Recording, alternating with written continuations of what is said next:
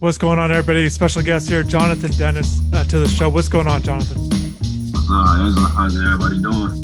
Is good, man. I'm glad you're doing this. We're gonna go through your journey. Oregon there, obviously South Dade, and then picking Miami to transfer. I just want to go back. Let's go back to the recruiting days when Mario Cristobal, and Alex Mirabal kind of recruited you to Oregon. What stood out to you about how they recruited you? A lot of people don't know this, but me and Coach Mirabal knew each other since I was like a kid. So that played a huge part, a huge factor. Coming out of high school, coming out of high school, I felt like a lot of these coaches, because I was like a highly recruited guy, so I felt like a lot of these coaches are kind of telling me what I wanted to hear and things like that. But it was different with Coach Mirabal, specifically just because like I knew him for so long, and you couldn't really fake anything at that point in that part of our relationship. Same with Cristobal. And once I got up there, and plus I knew guys up there like Brandon Dorless and Gmon at the time that was there. And I remember telling them just because they're Florida kids too, like from Deerfield Beach.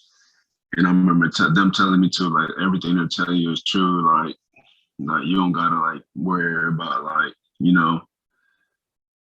you being lied to or anything like that. Everything's honest with them. And when I went up there and saw for myself, like I was sure for sure. No doubt. Yeah, and Coach Mirabal, can you explain, how far back you guys go? Where does that kind of come from? And you know what? I remember him being at your last high school game, and we'll get into that because there's something I want to ask you about. But Coach Mirabal, just where does that come from? And then I'm curious when Oregon really became a legitimate option for you. Obviously, you were committed to Miami at one point, but just can you explain that? And then, how you knew Coach there? With Coach Cristobal, we go back since I believe eighth grade year, seventh, one of those. That's when I first started playing football, and then supposedly there was buzz around going my name, like, hey, like there's this new kid around town. He's like, he's gonna be a baller, this and that. And one of my high school Coach Campos, he knows Coach Mirabal, and he told him about me and stuff like that. And that's kind of how we started building a relationship. Obviously we couldn't talk because like NCAA, you feel me? But that relationship got gone on the way, and that you can say. And what was your other question? Sorry, I forgot. Yeah, you're 2 years at Oregon. And I'm a lot of growth, obviously learning. But can you explain maybe, what it's been like? What was it like there at Oregon those 2 seasons, and obviously not getting to play, but just what was it like there for you? It was great. Oregon was everything that is pictured on social media and stuff like that. Besides, we don't get as much gear as everybody thinks, but it's like the facilities are top notch, the coaches are top notch, the players are top notch, like everything's top notch over there. Unfortunately, I didn't play due like to injury and stuff like that. And that's just part of life. You can't dwell on the past. You got to move forward. But that's that. But everything in Oregon was just great, amazing. That's definitely a place I'm gonna miss. Definitely a place that's gonna be in my heart for literally the rest of my life for sure. There's a few guys that obviously a lot of good players at Oregon while you were there. With Kayvon Thibodeaux, obviously going to be a top draft pick. Do you have a good story with him, either at practice or something he did, or maybe conversation? Either is there something that stands out to you about him?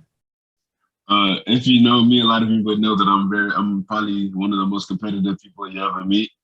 So I remember it was my first year during the season. Like I played tackle in high school, and I think a lot of those guys didn't know that. So one rep, I was just like, you know what, like I want the big dog. You feel me? That is who I am. Like I fear no man. You get me? So I told KT, I was like, hey, like let's do a rep. And I remember him just talking to me. He was like, man, you're not ready for this work. And I told him, you're not ready for this work. And I remember I just went out. I was lining up at tackle, and then I told Coach Cristobal, like, hey, let's do it.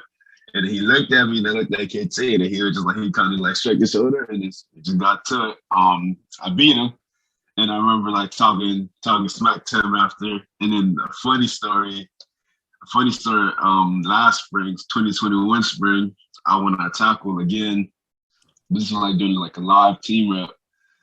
And then I remember I was like, yeah, you remember this work. And I remember talking, and I'm not usually the one to talk trash. And I remember him talking to me, it was just like, yeah, I remember. And then like literally the next play kind of like bull rushed me. And I was just like, oh, it's not. You get me? And like if you know me, I'm not easy to get bull rushed or anything like that. But he was probably one of the strongest guys I've been against. His speed, his first step is crazy. First step is insane. And I remember like just thinking like, okay, like 101 and T-Rep KT are two different people, you could say. And I got him a few times after that. I think he got me that first time. I got him that second time. Third time third time was kind of a block, like a was onto like the opposite side. But yeah, it was some funny competition between me and KT, no doubt. Yeah, it sounds great. And obviously, yeah, competitiveness is definitely there for you. Yeah. Hey, the positions that you played, John, you touched on, you obviously South Ed, you played that left tackle spot, kind of moving to center there at Oregon. Where did you kind of start? What positions did you play there? Oh, a lot of people don't know this, but I played my first year I was just like strictly center. But then come to my second year, I was more strictly guard. That was my main position. And then I remember last spring we had a lot of injuries and stuff like that. So I remember like during the whole spring I had to move between guard, tackle, right guard, center, wherever injury, like people were injured and we didn't have other guys to step up, you could say. And then I knew my coach had a lot of faith in me, a lot of trust in me that I was able to play that tackle spot, because guard and tackle are two different things. Like people don't really notice the difference, but guard and tackle are two different things. So when coach put me out there, like I knew that was when he was able to move me with the ones, I wasn't with the twos, with the ones that tackle. At tackle, I knew that he put a lot of faith in me and he had a lot of trust in me, and I went out there and did what I had to do. You feel me? Yeah. What is the biggest difference in your mind between guard and tackle? And I do want you to talk about center a little bit, but just guard and tackle right now. Yeah. Guard and tackle, speed. That's my first thing, speed. You see like a few guys like Brandon Dolan, who are like fast off the ball too. But like I just referenced like KT's first step, like off the ball is unmatched. Like probably one of the fastest I've ever seen, like in the game, like my years of playing so far. Just the speed off the edge, you got you have a different set. Like you kind of have you're responsible for the width of the pocket. You get me? The interior responsible for the depth. You can't really allow a lot of penetration in like the interior three, like guard, center, and right guard. You could say. Definitely speed. You see a few power guys, like I feel like KT's a speed and power guy. He has the ability to convert, but you mostly like see a lot of speed ends at this level, you could say. And that's the biggest difference, I'll say. How'd you the different sets? It's different. It's different. How did you like center? And was that an adjustment? And just kind of knowing you, just like being a student of the game, obviously, and they put a lot on you, for the center position. How'd you like that? And I was wondering, left-handed, right? Snapping left. Did that? Yeah, I'm a left-handed center. Yes, sir. Yeah. Was there anything with that? Was there any adjustment for your quarterbacks or anything? No, there was no adjustments for the quarterback. It was mostly because I'm like you said, I'm a converted center, but I am a student in the game. So like I don't mind. Like I'm willing to play anything to help my team out. I'll play quarterback if you need me to. I remember how the center thing started. I remember that spring I came in because I was an early enrollee to Oregon. I was initially going to play guard. That was my initial spot. And I remember Coach Mirabal, like my second week there, probably my first week, he asked me if I ever snapped because we were low on guys. We didn't have a lot of people. he asked me if I ever snapped, and I was like, yeah, a few times in practice. You get me? And he was like, okay, like from now to like spring, I want you to start snapping. So like I was okay. So he gave me like good like 2 months like in advance. I remember like every day, like after practice, after lifting or anything like that, I would just take like 5-10 minutes, go snap, just practice snap. And me and Alex Forsyth, Alex is a big mentor to me, by the way. We'd just like take times and just snap to each other like day in, day out. Probably come in few days will come in earlier to just snap to each other and stuff like that. And that's how I kind of like got the hang of it. And the thing with center, how it's different from the other position. You're the leader when you're at center. You got to take charge. You gotta demand like what you see, if that makes sense. Like a center, if you mess up your call, you mess up everybody else's call. So you got to be right. You got to be pinpoint accurate. You can't really have room for mistakes, if that makes sense. You got to be able to know when. This is another thing about Alex. He taught me how to identify like just little stuff. That was my problem when I first came in. I didn't know how to identify the little stuff, such as, oh, like, how do you know if this guy's blitzing or if this guy's blitzing? You see, I said you got to be able to see all that, like, quick. Like, it's from the time you break the huddle to the time you get set on the ball. You got to be able to see that quick. Like, it's got to be able to process it. And my first year wasn't processing for me fast enough, and I think that's what kind of slowed me down. My second year, I definitely got the hang of it, and of course, like injuries happen or whatever. And that's the difference with center. That's the difference with center of the positions. Everything's just quicker. You got to worry about the snap. You got to worry about the front 7 box, like everything. You just got to be able to see everything quick. But that also comes with studying film. When you study film, it moves faster. Things move faster. I mean, things move slower for you when you study film and when you understand film. And when you actually take that extra hour or two to watch film, watch different defenses, different fronts, different players. You get me? All that got to be taken into account when you play at center. For sure, no doubt. You mentioned, you'll play whatever kind of thing. Do you have a favorite position, and do you have an idea where they want you at Miami? Have they, and obviously when you get on campus, but just do they have an idea, or do you have an idea? We spoke about guard and center. That was the position we spoke. I don't know which one I start off with. But definitely center guard. That's what was told to me. And yeah, I don't really know the details, but they just tell me center guard, and I was like, okay. Yeah. Your injury, obviously anytime a player goes through something like that, disappointing, especially when you felt like you're coming into year 2, turning the corner, as a player with your progression. How are you doing with that? And what's this process been like for you? Yeah, the injury was definitely tough on me. Just because like I was in a position where I was in the rotation. And I was gonna play this past season, and me getting injured, that definitely took a toll on me. But I remember Coach Davis. I remember it was a Wednesday or Thursday. I remember telling Coach Davis, like, I'm on my crutches, like just crutching around. And then I told him, like, my knee was bothering me, like my knee was hurting, I was in pain. But I like to fight through stuff. And I remember I never been to an injury like this before, anyways. But I remember Coach Davis telling me, like, hey, why don't you take this day off today? Let your knee rest, because if it's in that much pain, like, just relax. And I remember telling him, like, nah, like, I gotta get a workout in, and everybody else is working. You get me? And I'm in pain. Like, I can hardly crunch around. Like, that's how much pain I'm in. And I remember he let me live that day, and I remember sitting down on the bench watching everybody lift, and because like the injured guys would lift and the other guys would practice. And I remember like sitting on the bench watching everybody go to practice and watching everybody lift, and I couldn't do nothing.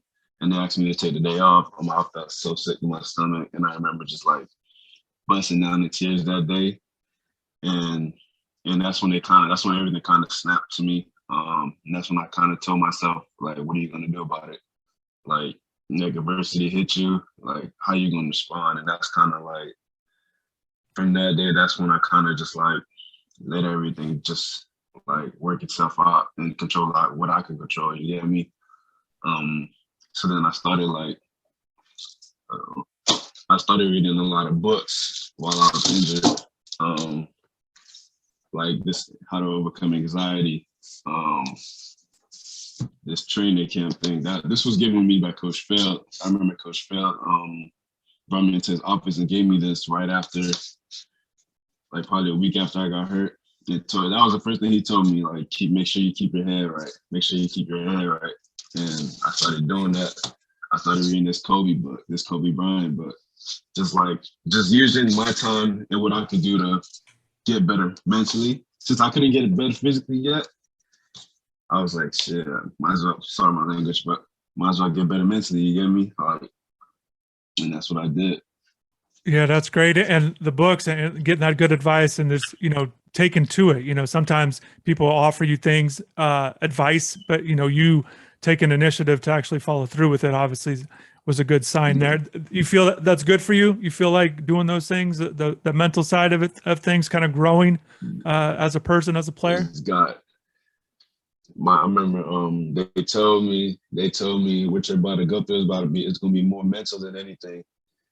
And I remember hearing that, and I was like, okay, like I guess, but like injuries are more like, you guys, any athlete that's been injured, the mental side is the most like I'll say the mental side is probably harder than the physical side, the physical rehab and stuff like that. Because you got to be mentally strong, knowing that you can't do, well, at certain moments you can't do the stuff that you used to be able to do. You got to be able to process that. Like I remember when I couldn't even like walk, like you get me? When I couldn't even walk, I had to like, damn, I can't walk no more right now, you get me? And you just take all the little things for granted, and just like, it makes you more like grateful for stuff too. Definitely the mental side was tough. Where are you at now with things? Because I saw you were able to be out there a little bit during spring ball there. Yeah. Where are you at with things, and maybe when are you hoping to be at full go or at least close to it? I'm hoping to be at full go. Well, I should be at full go either early June, late May. Right now I'm kind of at the part of my rehab where I'm practicing on like change of direction stuff. So like cut and just like, you get me, stuff like that. During spring they had me do indie, quick indie sessions and stuff like that, just get my body like used to it again. But that was like the only thing I was able to do, and the rest of the time I was just doing rehab stuff on the side and just getting back right. And that was the only thing I was doing for spring. But I should be full go. Well, I'm hoping to be full go my goal is by the end of May, or like middle of May at least. And if not, then early June, definitely before camp for sure, no doubt. Logan Sagapolo, what's your connection? Yeah, I know he's excited that you're going to be at Miami. What's your connection like with him? And then also, I assume you guys have been in touch quite a bit, probably. Can you explain maybe even first impressions when you got to know him? The first time I met Logan, funny story. It was me and Alex again. We was at the rec field, which is like kind of a field for like students or whatever. And this was like when COVID was like fresh, like this COVID is just fresh. So we couldn't use the facilities because the facilities were off limits due to COVID and stuff. So we just went to like a random field. We asked like a few of the linemen to come through. And me and Alex were just getting some work in. And I remember it was Logan and Fiope. I don't know if you heard about Fiope, which is like a 6'7". At the time he was like 450. So I remember me and Alex were just like snapping, and we looked to our side and we just see Logan and Ope just coming. We're just like, what the heck is that? Like, Logan was only like 6'1", but he was like 430. So picture that. Ope was just towering over everybody and just huge. And we're just like, what the heck is that? And that was my first time meeting Logan. And I remember the first drill he did, he was holding the bag for somebody. I'm not gonna put no names out there. And somebody tried to draw block him off the bag, and I promise you, like, he didn't even move him. The other person went back and fell on his back, and we started laughing at him. And then I remember going, and I stalemated the bag, and I was just like, what damn, like. it was a funny story. But Logan, I don't know if everybody knows, but Logan was also hurt last season too, with his tricep. And me and Logan spent a lot of time together during the whole season. We was workout buddies, you could say. Um, every day, we'll come in, live together. I remember our first live together, being hurt because we got hurt. I believe we got hurt the same week. He got hurt a few days before I got hurt. I remember like our first time lifting was together. So I remember we were just looking outside the window, like damn, bro, like we're gonna be good. Like we just gotta work, and we just like every day, like we kept like talking to each other, like make sure we were straight mentally, like physically, like asking how we were doing and stuff like that. So one day when I was feeling down, he came up and like made sure I was feeling good. When he was feeling down, I'll talk to him into feeling good. So we were kind of like leaning on each other. You get me? Like kind of like feeding off each other and building off each other. That was definitely something that built our relationship up. I think I was like his first call, one of his first calls when he was going to Miami, which is kind of funny. And I was like, oh wow. A lot of people make fun of me because they say how did he go home before me? And I was just like, I don't know. Yeah. But great dude, man. He deserves everything that he's about to receive for real. So his strength numbers in the weight room are, well known. He mentioned the other day he did 800 on squat as his most, wants to get 1,000 one day. But Jonathan, you're good. You're good in the weight room too. What were your numbers kind of pre-injury? What were you doing? Kind of your max stuff, because they were always impressive. I remember, definitely in the high school level. Yeah. What were you doing there? My actually, I'm actually stronger on bench than I was before I got hurt. My bench, I just maxed out 505. Last time we maxed out. My squat like 540, I'll say. Last time I maxed out. 540, power clean 315. And my deadlift, I deadlifted 615 like 2 months ago or last month. So yeah, my numbers are pretty up there too. But I remember my first time squatting with Logan, our first set was like 345, second set was like 455, and I was just like, yeah, I'm not squatting with this dude, coach. Like I tried, you feel me? I tried, but it didn't work out. Like, and I'm saying like 455 for like 6 reps. Like nah, bro. Like nah, bro, you got that. Well, but yeah, I was gonna say what's kind of been the feedback about spring ball. He just wrapped up, and we got a chance to talk to him. He seemed excited to be at UM. What's kind of things he's saying to you about this, and just spring ball. I just spoke to them right now. I literally just spoke to them like probably like 30 minutes ago.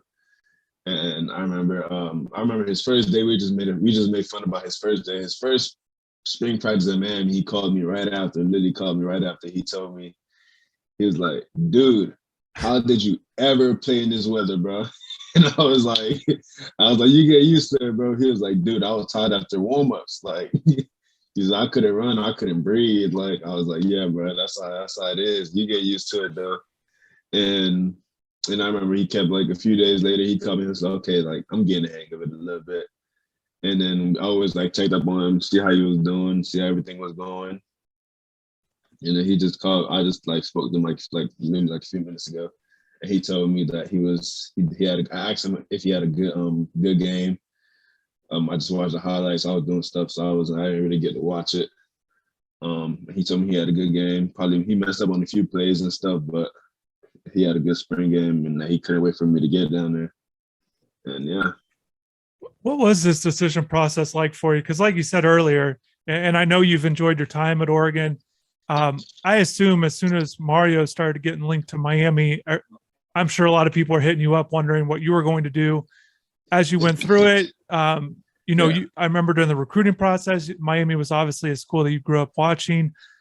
What was this decision process like for you? And ultimately, what made you say, what made you ultimately end up at want to do this? Well, yeah, coming out of high school, Miami was my dream school. Like I grew up watching Canes football. Like that's what we watching in the household. The Dolphins and Canes football. That's all we watched. So obviously coming out of high school, Miami it was hard not to go to Miami, if that makes sense. It was already hard not to go to Miami, and then I spent my 2 years up here at Oregon, and obviously when Coach Cristobal left, a lot of people kind of looked at me like, you get me, and like kind of give me that look and stuff. And I remember the first day he left, everybody was like asking me like, okay, are you leaving too? Are you leaving too? And I was like, oh no, you feel me? Like I'm here where my feet are at. That's why, you feel me? I'm not thinking else where I'm gonna be where my feet are at, and that's what I did. And it was funny because a lot of people asked me, was like, you still here? Like people kind of knew like I was gonna leave, but I didn't know. You feel me? I never like planned on leaving. Then I remember one day I just kind of like felt it in my heart that Miami was a place for me. I just woke up one day and I just had like that heart feeling. And like it was just eating me alive, and I was just like, oh man, like. And I remember calling my mom like, hey, like how would you feel like if I came back home and stuff like that, and if that's the right decision? And like literally the first thing she told me, she said, follow your heart. And I literally, that was the first thing she told me. She was just like, if you're happy in Oregon, then you're happy in Oregon. If you're happy in Miami, then you're happy in Miami. You get me? So then it felt like high school all over again. Like, okay, do I stay here or do I go across the country? And you know, at that time, it was kind of like an easy decision. I was like, okay, well, that's where I need to be. Like, is that time to bring Miami back? They got the coaches, we got the players. You get me? Now it's just time to put the work in and get the work. And that's what I just felt that, and I was ready for it. You know, just kind of looking back, I remember when you picked Oregon and Mario Cristobal, it seemed like, and I know him more than I do with Coach Mirabal, but it just felt like personalities and seemed to fall in line and make sense. Mm-hmm. What can you say about what you learned about what it's like playing for Coach Cristobal? And ultimately, it's not just about coming home for you. You're going to play for Coach Cristobal too. You know, what is it about him that you've enjoyed, you know, that you want to keep playing for him? Well, one of the best things as an O lineman, your head coach is an O line guy. A lot of people don't understand like how big that is. Like when your head coach actually understands O line play, you get me? Like understands the life of a lineman. He did himself. You get me? That was a big thing. That was a big factor. And Coach Cristobal, literally during any drills, he's literally like they're right next to you, coaching you up. Like that's huge. That's huge. Like when the head coach is telling you exactly what to do, he's understanding like why you need to do it and how you need to do it. Like that's huge. Like that's a lineman's dream, to develop, like not only as a person but as an offensive line. And everybody wants to be the best offensive line it could be. You get me? Nobody plays to be the second best of all time or the third best of all time. Everybody plays to be the best of all time or the best at what they do or the best at where they at, like their spot. You get me? So when you have two coaches, or really three offensive line coaches, like how can you not develop? Like you get me? How can you not like become better? And everybody wants to become better, and that's just like that's huge. That's huge. And the physicality he brings, how he demands physicality, I love it. I'm a physical player. I love being physical. I love putting my hand in there. I love hitting somebody.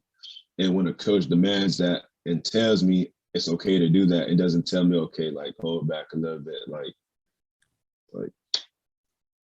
tells me, just lets me be free, and I'm cool with that. I love it. That's another big thing about playing with Coach Cristobal. Definitely what I'm excited about. Yeah, and you touched on the drills and just watching them at practice. You look, and I think maybe if people didn't know, yes, he's a former offensive lineman, but every practice he's down there with the linemen, you know, and like he's coaching linemen. It's very, it's not even like he's, you know, all over the place. He was down there the whole time. Jonathan, so Coach Cristobal, Mirabal, you touched on Coach Feld and Logan. You've got some guys that you played with as well in high school. There's, you know, in your family, the whole thing, but you're looking forward to those guys, Frank and Keyshawn's still here, and other guys too. I mean, you're looking forward to kind of reconnecting with all these guys as well. And I know not just guys you played with, but there's a lot of guys from the area, you know, so. I played against. Well, Yep, my first touch, which is kind of funny because he's always texting my phone when I'm actually going to be down there. But Henry Parrish, I got a bone to pick with him just for because of sure. how he did us in high school. Had like 240 on us. That was not cool. But yeah, I'm excited to play with. A lot of people don't know, but LT went to South Dade when I was there too. So a lot of people don't know. Like I'm excited to play with LT again. I'm excited to play with Frank Ladson, Tyrese Stevenson, Keyshawn Washington, DJ Ivy. Like I play with all those kids, Tyler Johnson. Like you get me? Um, Definitely a lot of people that I'm excited to be with again. We did a lot of damage together in high school. I can't wait to see what we did at the college level for sure, no doubt.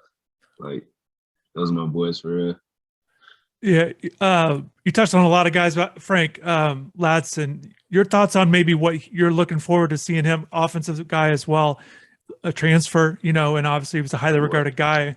What do you think he could do at Miami, and kind of hoping to see, as he tries to take this to take a big jump this season? Frank Ladson is about to turn a lot of heads. There's no doubt in my head that he's gonna like about to do some crazy stuff this season. Like I believe in him 100%. Like he's another guy that's been going through injuries and stuff like that. But every time that kid gets the ball, like it's something special. Every time the ball goes, I remember in high school, we used to throw the ball to him. The ball's in the air, we were already running to the end zone, like ready to celebrate. You get me? Like now Frank is about to turn a lot of heads. The dude's different. He's different, bro, for real. Yeah. So you My touched on, expectations for Frank. yeah, no kidding. And a bigger guy, but definitely with that speed. You know what I mean? So it's going to be interesting to see how he does. You touched on Henry Parrish. You played against James Williams, your last game there in high school. Disappointing, obviously, how things kind of finished there. I wanted to ask you, and I'm going to post this on the YouTube channel, but you got to carry in that game. How did obviously you're disappointed because you guys were getting beat. They were running out the clock. You guys get one snap. You're taking a shotgun snap, and I'm going to show it so everybody can get that. But what do you remember about that? How did that materialize? All right, so I was told, I was actually told to take a knee that play. They said, "Hey, you're our best player. I think we believe you deserve to like end your high school career with the ball in your hand." And I was always like, I appreciate that. We would do. And I remember running to the field there, but it was like, I know for a fact you're not taking a knee. And I remember telling everybody like, hey, just pass block, like kind of like a draw play, just pass block, and I'm gonna make something work. You get me? I'm gonna make something shake. And that's what everybody did. That's what the O-line did. I think my coaches knew I wasn't gonna take a knee because I remember literally my whole years at South Dade, I kept asking them, hey, let me get the ball. You get me? And I remember we actually had a play. They installed a screen for me one time, and we just never ran it for some reason. And I remember, was it like Norland game? We was like on the 7-yard line, and I was calling for the screen. I was like, run it, like I'm on the field, like run the screen, but they just never ran it. I have no doubt I would have scored for sure. I actually went at DB that game too. You can pull up the film too. I did a lot of stuff because I know I'm an athlete. You get me? That's what I do. Because no lineman goes in the football and says, "I want to play offensive line." Like nobody says that. Like you get me? Everybody wants to be the star. Everybody wants to be the ball, have the ball or something. You give me a receiver, a tight end, and we kind of just get thrown to like, here, you're gonna play O-line because you're big. You get me? And that's kind of what happened. And you fall in love with it, but you get me? And you know what? Even on the defensive side, I remember years ago, Kareem Brown, former Miami defensive tackle, had a great year there. I remember he would run the quarterback drills where he'd throw the ball into the nets and do that to show off that he could throw the ball. So I know guys have always tried to, the linemen always trying to show what they could do. Jonathan, you touched on earlier, and we're going to wrap this up, but you touched on earlier about leadership. And that's one of the things that stood out to me in watching in the high school, leading drills, always lead in everything. And I think Miami's going to, welcome that when you get there. Just lastly, your excitement level for this.